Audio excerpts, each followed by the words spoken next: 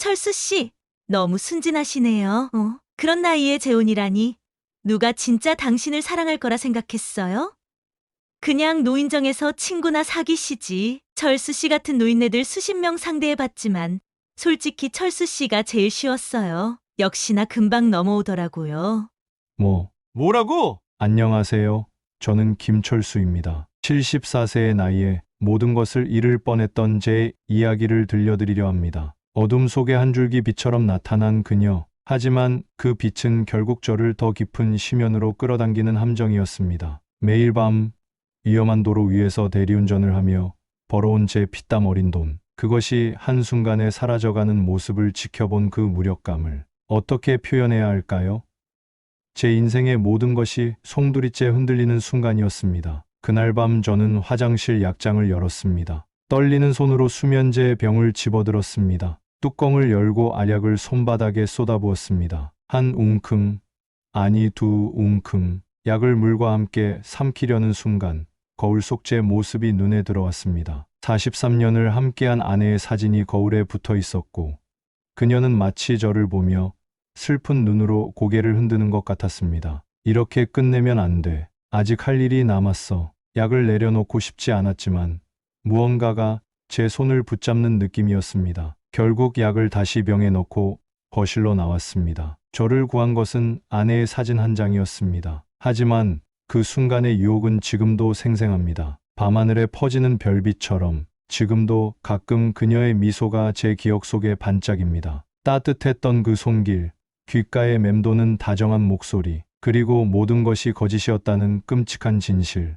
혹시 여러분 혹은 여러분의 가족이 저와 같은 절망에 빠지지 않도록 이 아픈 경험을 나누려 합니다. 이 영상이 도움이 된다면 구독과 좋아요 부탁드립니다. 이 이야기는 한순간의 외로움이 어떻게 삶을 포기하고 싶을 만큼의 고통으로 이어질 수 있는지 보여줍니다. 창밖으로 내리는 빗소리를 들으며 아내의 장례식을 치른 날이 생각납니다. 43년을 함께한 사람이 더 이상 곁에 없다는 현실이 믿기지 않았습니다. 빈소에 놓인 그녀의 사진은 미소 짓고 있었지만 제 마음은 산산조각 났습니다. 당신 없이 어떻게 살아가야 할까? 벽에 걸린 시계 소리만 크게 울리는 빈집으로 돌아와 아무도 없는 식탁에 밥 한 공기를 차려놓고 혼자 먹던 날들. 잠들기 전 습관처럼 여보, 잘 자요 라고 말한 후에야 깨닫는 현실의 공허함. 그 시간들이 모여 5년이라는 세월이 흘렀습니다. 저는 74세의 대리운전 기사로 아내가 떠난 후에도 밤늦게까지 일을 계속했습니다. 차 안에서 낯선 승객들과 짧은 대화를 나누는 것이 외로움을 견디는 방법이었으니까요. 집에 돌아오는 시간을 최대한 늦추고 싶었습니다. 빈집은 너무나 차갑고 외로웠으니까요. 아버지 이제 그만 쉬세요. 나이가 어디 있으신데 아직도 밤에 운전을 하세요?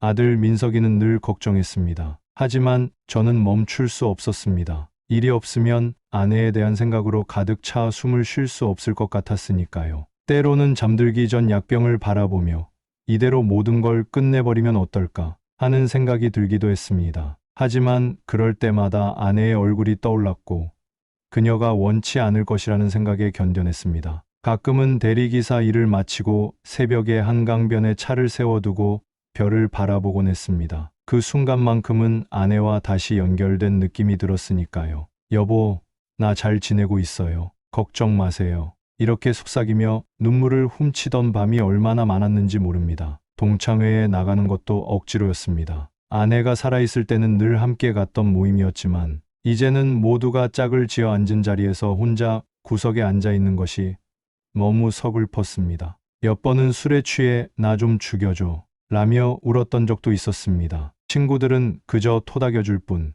제 깊은 절망을 이해하지 못했습니다. 철수야, 왜 이렇게 야위었어? 밥은 제대로 챙겨 먹고 다니냐? 정 교장의 걱정 어린 목소리에 그저 미소로 답할 뿐이었습니다. 내 마음속 공허함을 누구도 채워줄 수 없다고 생각했으니까요. 철수야, 내가 아는 좋은 분이 계셔. 너처럼 배우자를 잃고 혼자 사시는데 참 다정하고 마음씨 좋은 분이야. 그리고 너처럼 아직 일하시는 분이라 부지런하고 활력 넘치셔. 한번 만나볼래? 처음에는 단호하게 거절했습니다. 아내와의 추억으로 가득한 내 마음에 다른 여자가 들어올 자리는 없다고 생각했으니까요. 삶에 대한 의욕도 없었습니다. 아니야, 난 괜찮아. 이제 이 나이에 무슨, 나 같은 늙은이는 그냥 혼자 조용히 살다가. 하지만 정 교장은 포기하지 않았습니다. 철수야, 혼자 사는 게 얼마나 외로운지 나도 알아. 미영이 떠나고 나서 너 얼마나 힘들었는지 솔직히 널 보면 가슴이 아파. 이젠 좀 행복해도 돼.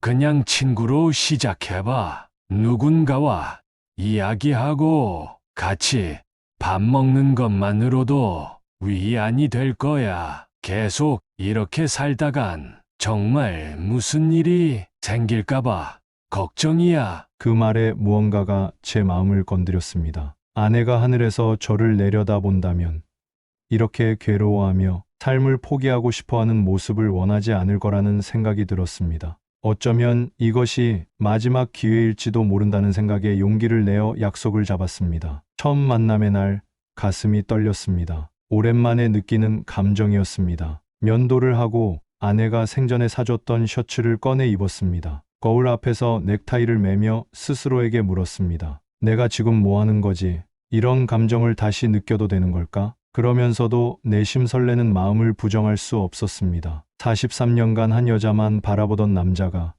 74세의 나이에 다시 누군가를 만난다는 것이 어색하고 부끄럽기도 했습니다. 이것이 마지막 인생의 전환점이 될 수도 있다는 생각이 들었습니다. 혹은 더 깊은 절망으로 빠지게 될지도 모른다는 두려움도 있었습니다. 카페에 일찍 도착해 창가 자리에 앉았습니다. 손은 떨리고 이마에는 땀이 맺혔습니다. 약속 시간 5분 전 카페 문이 열리고 한 여성이 들어왔습니다. 정갈한 회색 원피스에 단정한 단발머리, 품위 있는 모습이었습니다. 그녀는 주변을 둘러보다 저를 발견하고 미소를 지었습니다. 그 순간 마치 오랜 겨울 뒤 느껴지는 봄의 첫 햇살 같은 따스함이 느껴졌습니다. 6개월 전만 해도 자살을 생각하던 제가 이 순간 다시 살아있음을 느꼈습니다. 김철수 선생님이신가요? 네, 박영숙 씨 맞으신가요? 네, 반갑습니다.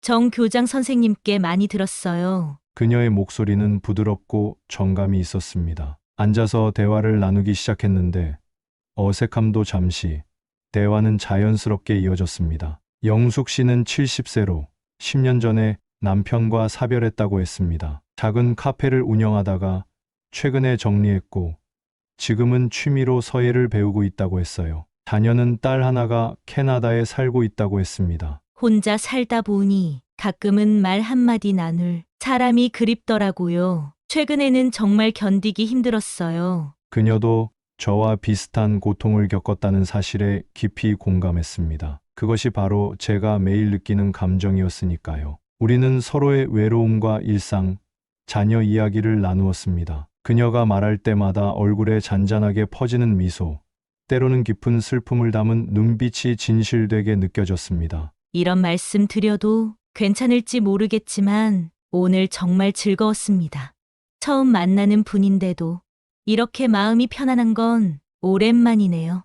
헤어질 때 그녀가 조심스럽게 말했습니다. 저도 같은 마음이었어요. 저도요. 오랜만에 이렇게 편안하게 대화를 나눴네요. 죽고 싶다는 생각이 들지 않은 몇 시간이었습니다. 그 말은 제 입에서 자연스럽게 나왔고 곧 당황했습니다. 하지만 영숙 씨는 놀라지 않고 제 손을 살짝 잡아주었습니다. 저도 그런 생각 많이 했어요. 이해해요. 집으로 돌아오는 길 가슴이 따뜻했습니다. 오랫동안 굳게 닫혀 있던 마음의 문이 조금씩 열리는 듯한 느낌이었습니다. 아내에 대한 미안함도 있었지만 그보다는 오랜만에 느끼는 생동감이 더 컸습니다. 편안하게 대화를 나눴네요. 집으로 돌아오는 길 가슴이 따뜻했습니다. 오랫동안 굳게 닫혀 있던 마음의 문이 조금씩 열리는 듯한 느낌이었습니다. 아내에 대한 미안함도 있었지만 그보다는 오랜만에 느끼는 생동감이 더 컸습니다. 그날 이후로 우리는 자주 만나게 되었습니다. 함께 산책을 하고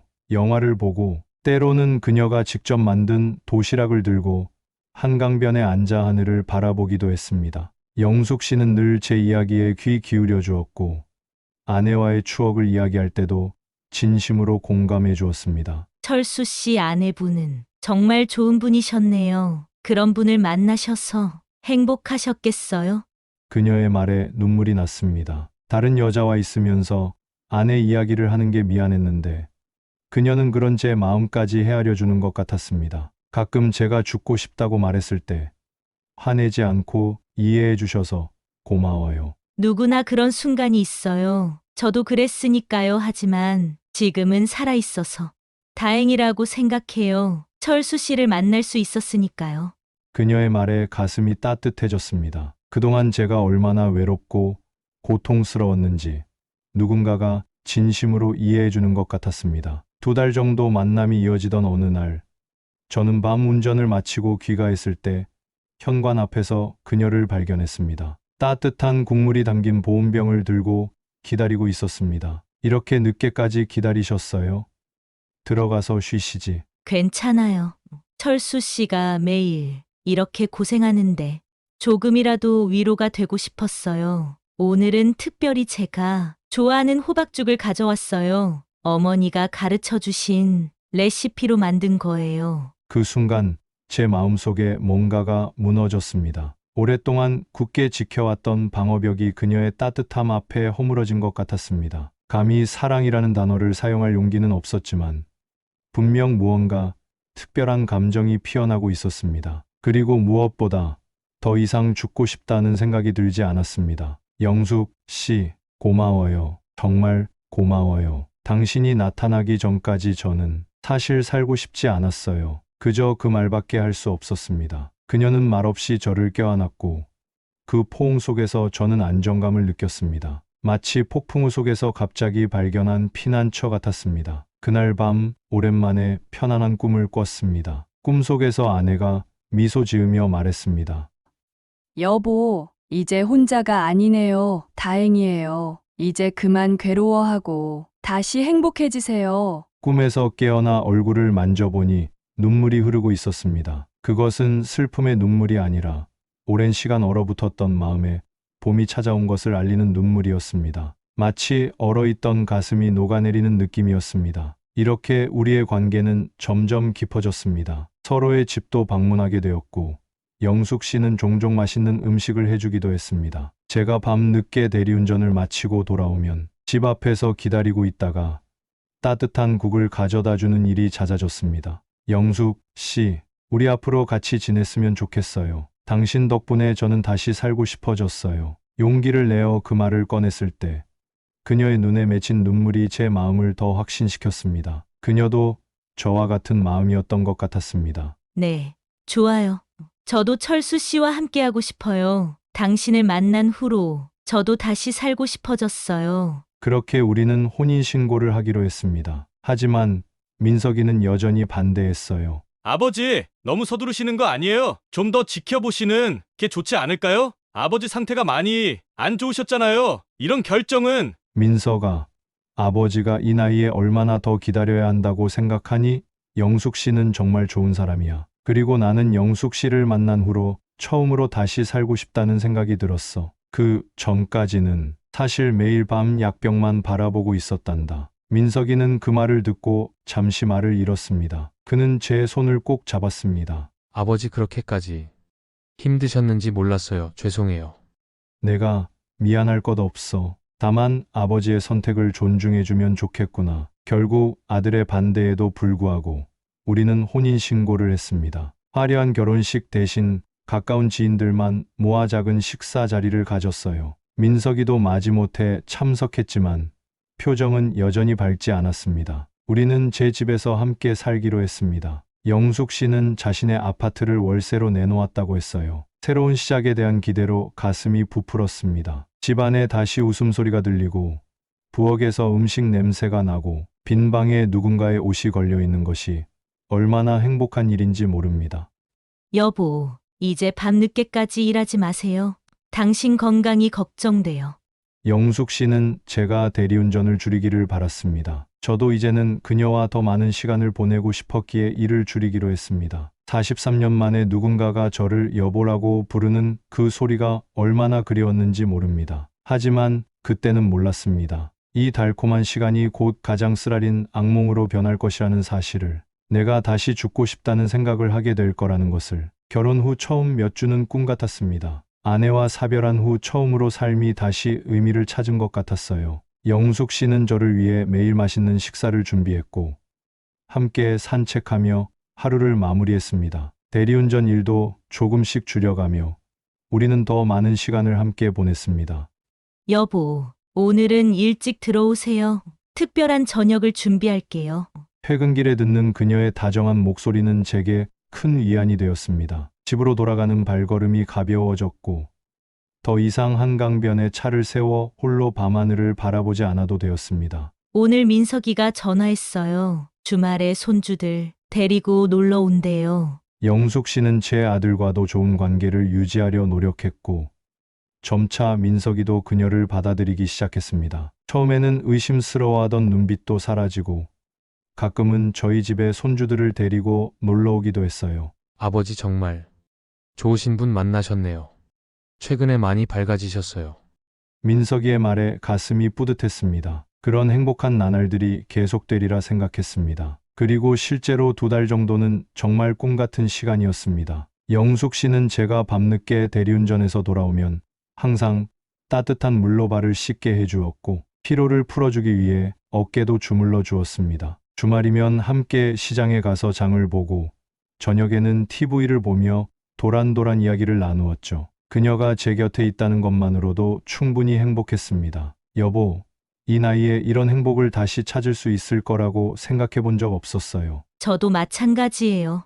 철수 씨를 만나기 전까지는 정말 외롭고 힘들었거든요. 그런 대화를 나눌 때면 우리는 손을 꼭 잡고 서로를 바라보았습니다. 그녀의 눈빛은 항상 따뜻했고 그 따뜻함이 제 마음 깊은 곳까지 녹여주는 것 같았습니다. 그러나 결혼 2달이 지난 후부터 조금씩 이상한 낌새가 보이기 시작했습니다. 너무 미세한 변화였기에 처음에는 제가 예민해진 건가 싶었지만 점점 더 확실해졌습니다. 처음 눈에 띈 것은 영숙 씨의 전화 습관이었습니다. 항상 제 앞에서 자연스럽게 통화하던 그녀가 어느 날부터인가 전화가 오면 다른 방으로 가서 소곤소곤 이야기하기 시작했어요. 제가 다가가면 부자연스럽게 통화를 서둘러 끊었고요. 누구랑 통화했어요? 아, 그냥 옛날 카페 단골이에요. 안부 전화해요.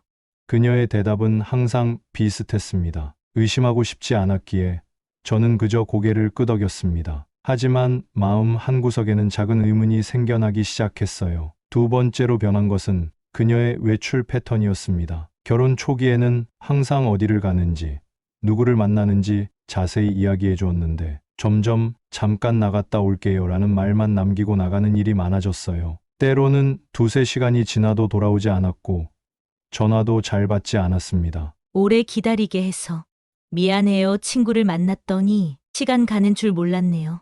돌아온 그녀는 언제나 그럴듯한 변명을 했고 저는 그것을 의심하지 않으려 했습니다. 이제 74세의 나이에 다시 찾은 사랑, 그 소중함을 지키고 싶었으니까요. 그러던 어느 날 우연히 우리 집 우편함에서 낯선 봉투를 발견했습니다. 김철수님께 독촉장. 어리둥절한 마음으로 봉투를 열어보니 제 이름으로 된 대출 연체 통지서였습니다. 3천만 원의 대출금이 연체되었다는 내용이었어요. 저는 그런 대출을 받은 적이 없었습니다. 영숙 씨, 이게 뭐예요? 저녁 식사 시간에 통지서를 보여주자 영숙 씨의 얼굴이 창백해졌습니다. 그녀는 잠시 말을 못하다가 눈물을 글썽이며 말했어요. 미안해요. 사실 제가 조카의 학비 때문에 급하게 돈이 필요했어요. 철수 씨 명의로 대출을 받았는데 곧 갚을 생각이었어요. 당신 걱정시킬까봐 말하지 않았어요. 그녀의 눈물 어린 설명에 화를 내기가 어려웠습니다. 사람은 누구나 실수할 수 있다고 생각했고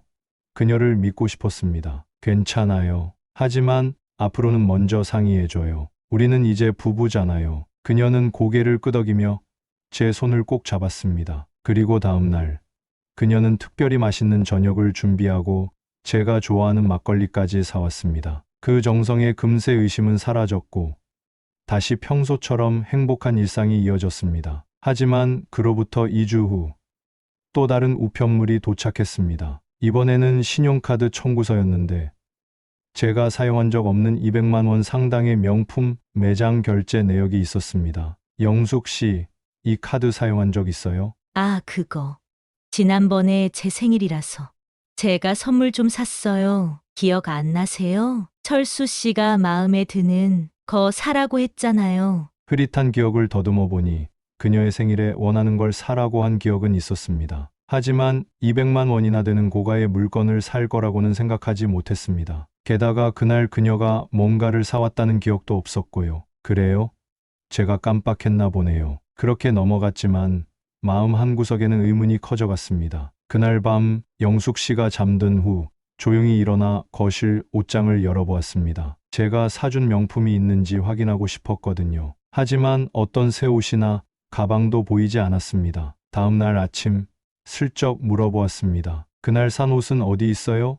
한번 보고 싶네요. 영숙 씨는 잠시 당황한 기색을 보이더니 이내 미소를 지었습니다. 아, 그건 제 친구 딸 결혼식 때 입으려고 샀는데 지금은 친구 집에 보관 중이에요. 집이 좁아서요. 그럴듯한 설명이었지만 왠지 모르게 개운치 않았습니다. 이런 작은 의문들이 쌓여가는 동안 저는 혼자 고민하기 시작했습니다. 혹시 영숙 씨가 나에게 숨기는 것이 있는 건 아닐까?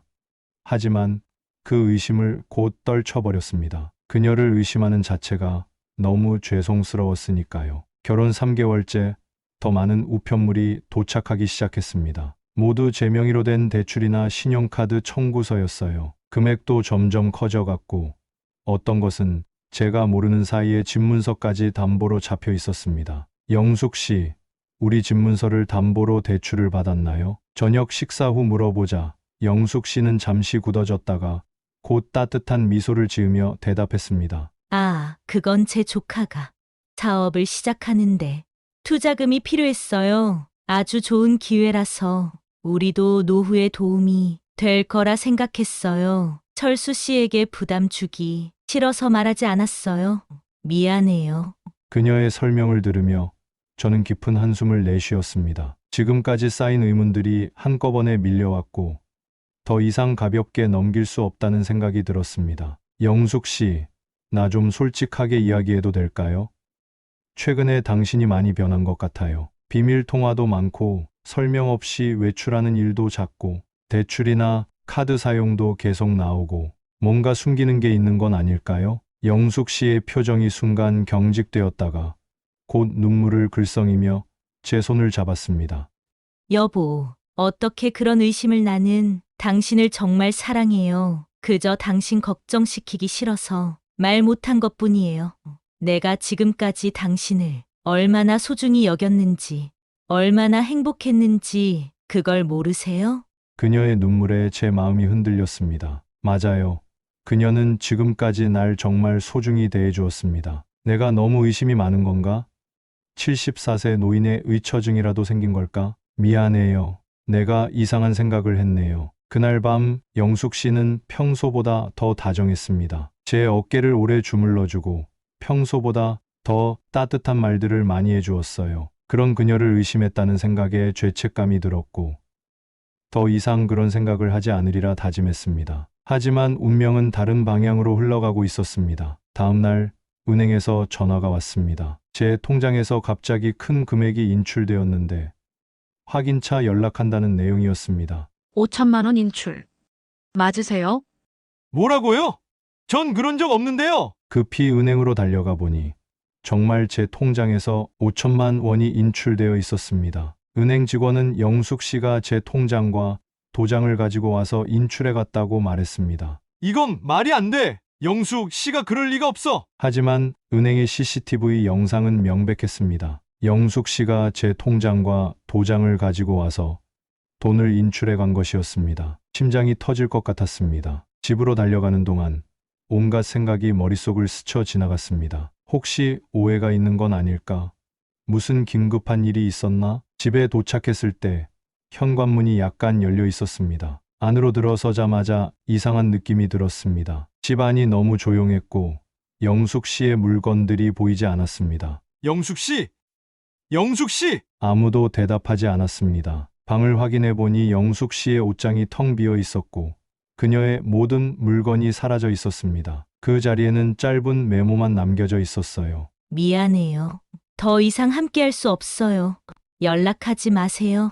그 순간 저는 모든 것이 무너지는 것을 느꼈습니다. 마치 바닥이 꺼지는 것 같았고 숨을 쉴 수 없을 정도로 가슴이 조여왔습니다. 불안감에 휩싸인 저는 민석이에게 연락했습니다. 민석아, 아빠가 좀 이상한 일을 겪고 있어. 영숙이가 없어졌어. 전화로 상황을 설명하자 민석이는 즉시 달려왔습니다. 그는 제일 먼저 아내의 장신구가 보관된 금고를 확인해 보라고 했습니다. 그곳에는 평생 모아둔 현금과 아내의 보석, 그리고 중요한 서류들이 보관되어 있었습니다. 금고를 열어보니 텅 비어 있었습니다. 아내의 보석들, 제가 비상금으로 모아둔 현금, 심지어 아내가 남긴 편지까지 모든 것이 사라져 있었어요. 남겨진 것은 빚독촉장과 사채업자들의 문서뿐이었습니다. 아버지 정말 죄송합니다.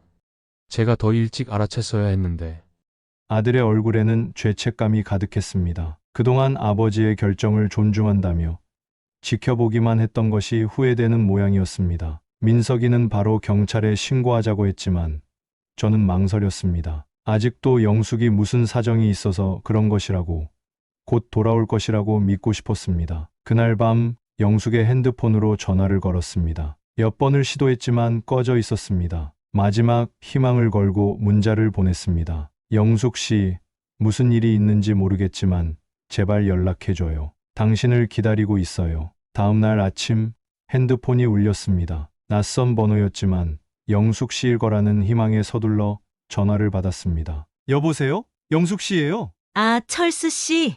어떻게 지내요? 영숙의 목소리였습니다. 반가움과 동시에 분노가 밀려왔지만 우선 그녀가 괜찮은지 확인하고 싶었습니다. 영숙 씨, 지금 어디예요? 갑자기 왜 그렇게 나갔어요? 집에 돌아와요. 철수 씨, 미안해요. 하지만 이제 끝이에요. 같이 있으면서 즐거웠어요. 하지만 당신에게서 얻을 것은 다 얻었네요. 순간 귀를 의심했습니다. 그 다정하던 영숙의 목소리가 맞는지 완전히 다른 사람이 된 것 같았습니다. 무슨 말이에요? 내 돈을 다 가져갔잖아요. 내 아내의 유품까지. 그건 돈으로 살 수 없는 거였어. 세상에 돈으로 못 사는 게 어딨어요? 철수 씨, 너무 순진하시네요. 그런 나이에 재혼이라니. 누가 진짜 당신을 사랑할 거라 생각했어요? 그냥 노인정에서 친구나 사귀시지. 그녀의 말 한마디 한마디가 비수처럼 가슴을 찔렀습니다. 이토록 냉혹하고 잔인한 말들이 그 다정하던 영숙의 입에서 나오다니 말문이 막혔습니다. 이제 아무것도 남은 게 없어요. 물론 경찰에 신고해도 좋아요. 하지만 당신이 자발적으로 돈을 준 것 같은 증거는 다 만들어 놨으니 소용없을 거예요. 아, 그리고 설마 우리가 정식으로 결혼한 줄 알았어요? 그 혼인신고서 가짜예요. 애초에 난 김영숙이 아니라 이명이라고요. 순간 온몸에서 힘이 빠졌습니다. 지난 7개월간 함께 한 사람이 누구인지도 몰랐다니, 그녀의 이름조차 거짓이었다니. 시간 낭비하지 말고 새 출발하세요. 너무 외로운 게 보여서 걱정했는데 정말 고마워요. 덕분에 편하게 돈 벌었네요. 그리고는 웃으며 전화를 끊었습니다. 그 웃음소리가 얼마나 차갑고 냉혹하게 들렸는지 모릅니다. 마치 악마의 웃음 같았습니다. 전화를 든 채로 한동안 그 자리에 서 있었습니다. 눈물이 볼을 타고 흘러내렸지만 그것조차 느끼지 못했습니다. 내가 사랑했던 사람, 나를 다시 살게 해준 사람이 사기꾼이었다니. 그녀의 말대로 혼인신고서를 확인해보니 위조된 서류였습니다. 영숙 씨, 아니, 그 여자는 애초에 제게 결혼할 생각도 없었던 겁니다. 그저 제 재산을 노리고 접근한 사기꾼에 불과했어요. 민석이의 도움으로 경찰에 신고했지만 경찰의 반응은 예상대로였습니다. 이런 노인 대상 결혼 사기가 최근에 많이 발생하고 있습니다. 하지만 증거가 부족하고 피해자가 자발적으로 돈을 준 것처럼 보이는 경우가 많아 검거가 쉽지 않습니다. 한 경찰관은 낮은 목소리로 덧붙였습니다. 솔직히 말씀드리면 이런 사례는 거의 해결되지 않습니다. 돈을 돌려받기는 어려울 겁니다. 그 말이 현실이었습니다. 내가 평생 모은 재산, 그리고 아내의 유품까지 모든 것을 잃었습니다. 하지만 그보다 더 아픈 것은 내 마음의 상처였습니다. 누군가를 다시 믿고 사랑했던 그 마음을 배신당한 것이 더 큰 고통이었습니다. 집으로 돌아오는 길, 근처 편의점에서 소주를 한 병 샀습니다. 평소에는 술을 잘 마시지 않았지만 그날만큼은 현실을 잊고 싶었습니다. 집에 돌아와 소주를 마시며 과거의 사진들을 뒤적였습니다. 아내와의 사진, 아이들이 어렸을 때 사진, 그리고 영숙과 함께 찍은 사진 한 장. 사진 속 영숙의 미소가 이제는 얼마나 가식적으로 보이는지 모릅니다. 그 미소 뒤에 숨겨진 계산적인 눈빛이 이제야 보였습니다. 어쩌면 처음부터 모든 신호가 있었는지도 모릅니다. 하지만 저는 너무 외로웠고 누군가의 따뜻함이 너무 그리웠기에 모든 경고를 무시했던 것입니다. 소주병이 비워질 무렵 약장을 바라보게 되었습니다. 그곳에는 제가 평소 복용하던 수면제가 있었습니다. 아내가 떠난 후 불면증으로 고생할 때 처방받은 약이었죠. 비틀거리며 약장으로 걸어가 수면제 병을 꺼냈습니다. 손에 쥐고 오랫동안 바라보았습니다. 손이 떨렸고 눈물이 흘러내렸습니다. 이렇게 끝나야 하나? 창밖을 바라보며 그녀와 함께했던 7개월을 떠올렸습니다. 그 시간이 모두 거짓이었다는 게 믿기지 않았습니다. 그 모든 게 연극이었다면 단 한순간이라도 진심이었을까? 그녀가 내 걱정을 해줄 때 단 한 번이라도 날 사랑했던 걸까? 그러나 대답은 돌아오지 않았습니다. 오직 적막한 집 안에 저 혼자의 흐느낌만 울려 퍼졌습니다. 수면제를 한 줌 손에 쥐고 물 한 컵을 따랐습니다. 이대로 모든 걸 끝내버리면 어떨까? 더 이상의 고통도, 배신도, 외로움도 느끼지 않아도 될 텐데. 약을 입에 넣으려는 순간 전화벨이 울렸습니다. 민석이었습니다. 아버지, 지금 어떻게 지내세요? 괜찮으세요? 아들의 걱정 어린 목소리에 순간 정신이 번쩍 들었습니다. 내가 지금 무슨 짓을 하려고 했던 걸까? 내가 이렇게 떠나면 민석이와 손주들은 얼마나 상처받을까? 아, 괜찮아. 걱정 마. 아버지 목소리가 이상하세요. 제가 지금 바로 갈게요. 집에 계시죠? 손에 쥐고 있던 수면제를 바라보았습니다. 천천히 약병에 다시 넣고 마개를 닫았습니다. 아직은 끝낼 수 없었습니다. 1시간 후 민석이가 도착했습니다. 그는 저를 보자마자 알아챘습니다. 아버지, 술 드셨어요? 아버지 약 드시는데. 괜찮아. 오늘만. 민석이는 말없이 저를 안아주었습니다. 그리고 제가 손에 쥐고 있던 수면제 병을 발견했습니다. 아버지, 설마. 저는 고개를 숙였습니다. 더 이상 숨길 수 없었습니다. 미안하다. 민석아, 아버지가 약해서. 민석이는 눈물을 참으며 저를 꼭 안아주었습니다. 아버지, 제발 그런 생각하지 마세요. 저희가 있잖아요. 손주들도 있고 아버지 없이 어떻게 살아요? 그날 밤 민석이는 집에 머물렀고 우리는 밤새 이야기를 나눴습니다. 저는 처음으로 아내가 떠난 후의 외로움, 죽고 싶었던 순간들, 그리고 영숙 씨를 만나 다시 느꼈던 행복, 그리고 무너진 꿈에 대해 솔직하게 말했습니다. 아버지, 제가 더 자주 찾아뵙지 못해서 죄송해요. 아니야. 내 잘못이 아니야. 내가 약해서 그랬던 거야. 민석이는 제가 집에서 혼자 지내는 것을 원치 않았습니다. 결국 저는 민석이네 집으로 거처를 옮겼고 당분간 그곳에서 지내기로 했습니다. 며칠 후 놀라운 소식이 들려왔습니다. 경찰이 영숙 씨, 아니 이명희를 체포했다는 것이었습니다. 그녀는 다른 노인을 상대로 또 다른 사기를 치다가 붙잡힌 것이었습니다. 경찰서에 가보니 그녀는 전혀 뉘우치는 기색이 없었습니다. 오히려 경찰관들 앞에서도 당당한 태도를 보였습니다. 철수 씨, 오셨네요. 경찰에 신고하실 줄 알았어요. 근데 무슨 소용이겠어요? 당신 돈 이미 다 써버렸는데. 그녀의 뻔뻔한 태도에 경찰관들조차 어이없어 했습니다. 하지만 저는 그저 묵묵히 그녀를 바라보았습니다. 왜 이런 짓을 했어요? 정말 그렇게 돈이 필요했어요? 돈이요? 그냥 재미있으니까 한 거예요. 노인들이 얼마나 쉽게 속는지 보는 게 재밌거든요. 특히 철수 씨처럼 외로운 노인들은 정말 쉬워요. 몇 마디 다정한 말에 금방 넘어오니까. 그 말에 분노가 치밀었지만 저는 참았습니다. 당신 같은 사람들 때문에 세상이 더 차가워져요. 내가 당신을 신고한 건 내 돈을 돌려받기 위해서가 아니에요. 당신 같은 사람이 또 다른 피해자를 만들지 않게 하기 위해서예요. 그녀는 웃음을 터뜨렸습니다. 그런 말 누구한테 하는 거예요? 난 죄책감 같은 거 없어요. 이것도 하나의 일이라고 생각하니까 노인들은 어차피 곧 죽을 텐데 그 돈 쓸 데도 없잖아요. 그녀의 말에 경찰관도 참지 못하고 끼어들었습니다. 발언 조심하세요. 그런 식으로 말씀하시면 더 불리해질 수 있습니다.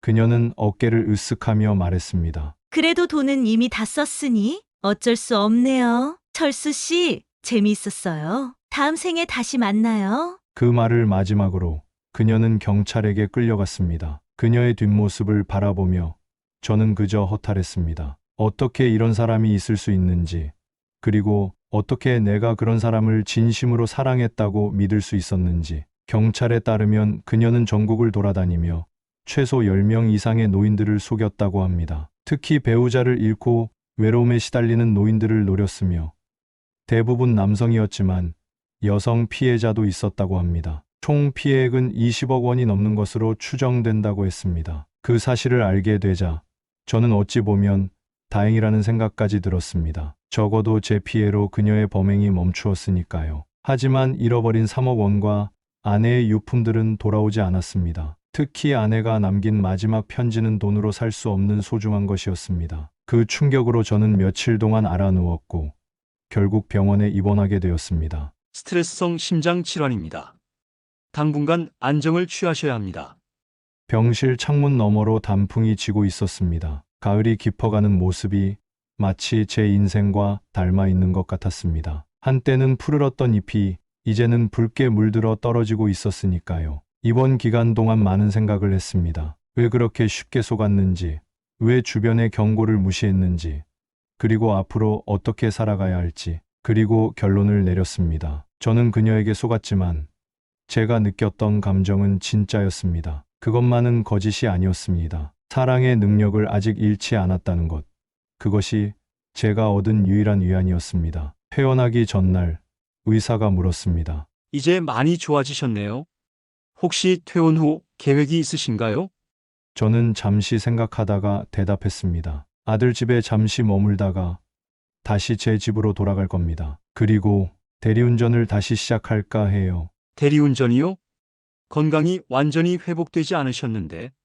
네, 아직은 몸이 약하지만 일을 해야 제가 살아있다는 느낌이 듭니다. 그리고 누군가에게 도움이 된다는 것, 그것이 제게는 중요합니다. 의사는 고개를 끄덕였고 저는 마지막으로 한 가지 부탁을 했습니다. 혹시 제 이야기가 다른 분들에게 도움이 될까요?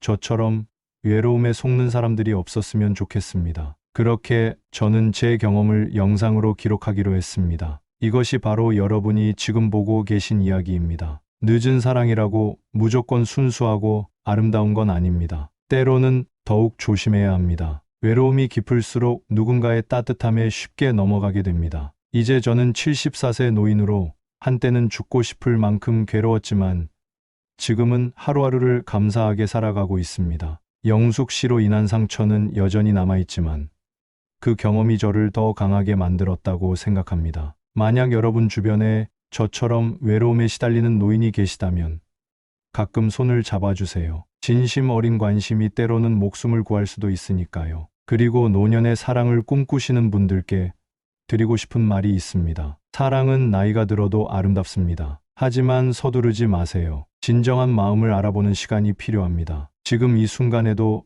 저는 간혹 그녀를 생각합니다. 하지만 더 이상 가슴이 찢어지는 아픔은 없습니다. 그저 인생의 한 페이지로 받아들이고 앞으로 남은 날들을 의미 있게 살아가려 합니다. 어둠이 짙을수록 별은 더 밝게 빛납니다. 이 말을 마지막으로 여러분의 인생에 밝은 빛이 함께하기를 바랍니다. 감사합니다.